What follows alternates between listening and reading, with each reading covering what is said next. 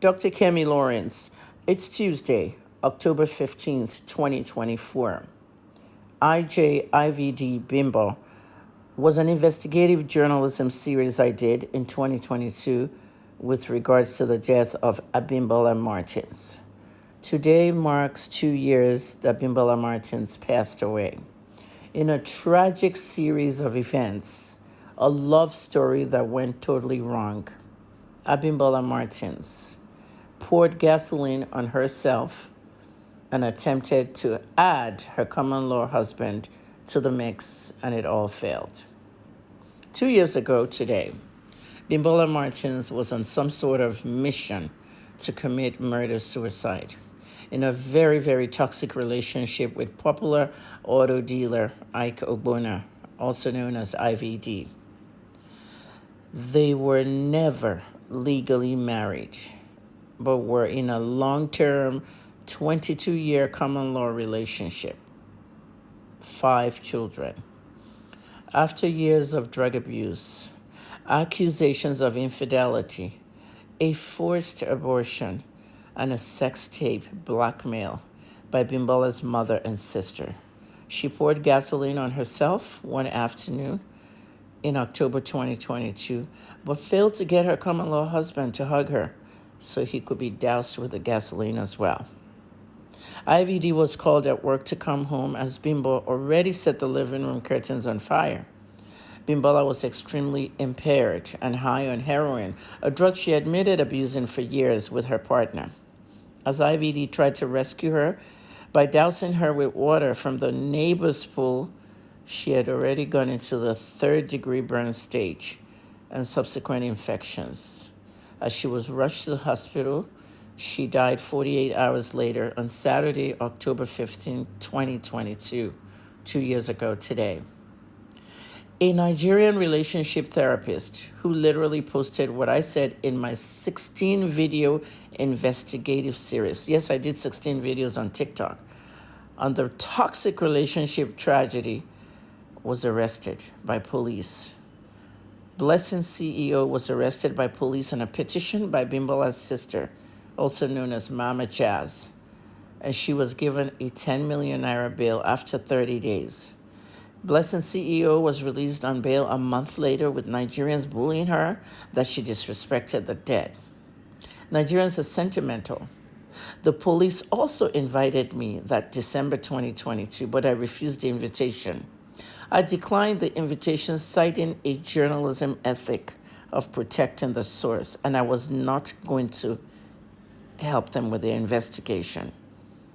After all, Blessing posted what I said on my videos, and they should release her. Now, at the end of the day, we have to look at this case and things that were unknown to many in this investigation.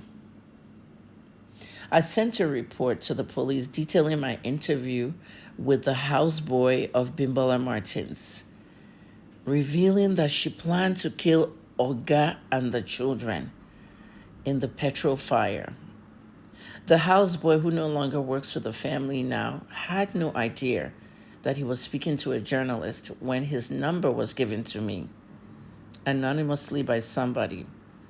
I called him and I asked him what exactly happened in the house, something the police did not do.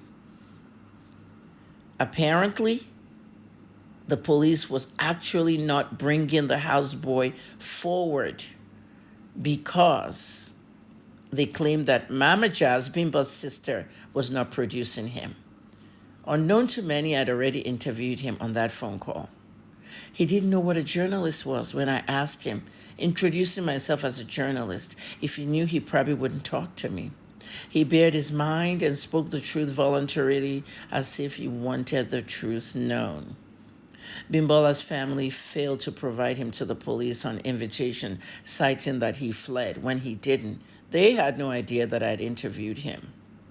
Bimbo's family tried so hard to make it a crime committed by IVD that they even lied, setting him and the internet up to drag me and Blessing Okoro. A 500,000 naira alert to me was found on IVD's phones when it dropped as he was carrying her into the hospital and that alert was posted online by Bimbola's brother. Bimbo's brother carefully edited the date out to make the internet curse me as receiving a bribe from IVD to write against Bimbo.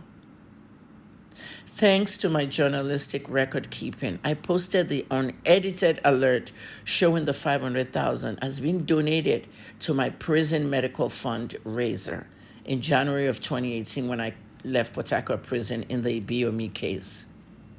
Both IVD and Bimbo gifted me that money, citing that they loved my work.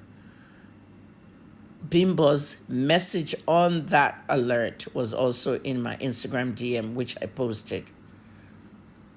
The fraudulent brother then apologized publicly to me on Instagram, and that made me investigate the family even more.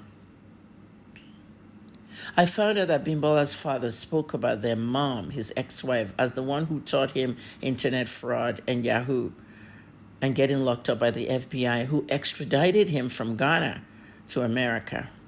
He spoke about the rampant drug use by IVD and Bimbo, the infidelity, the forced abortion by Bimbo when IVD denied her fourth child, saying it was not his, as he had already relocated to South Africa.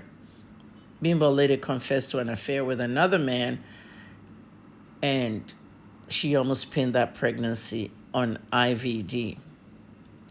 But it will be the blackmail by her own sister and mother that will begin the series of this tragedy, a sex tape that she made with another man and shared it with them.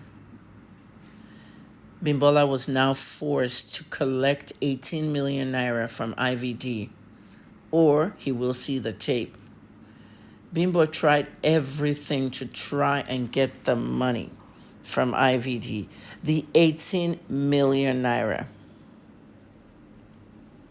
She was frustrated. She was unsuccessful. What she didn't know was that IVD was well aware of that tape and was trying to deal with the family by exposing them. Abimbola ended up agitated, injected heroin, and ended it all by setting fires to everything, herself and almost her husband and kids. Nigerians saw how IVD sent the children out of the house to cross the road to the neighbor's house. Someone was videotaping that. The case against IVD, Blessing CEO, and the inquest have stalled for 2 years as IVD was arraigned for involuntary manslaughter. The truth was, it was a suicide.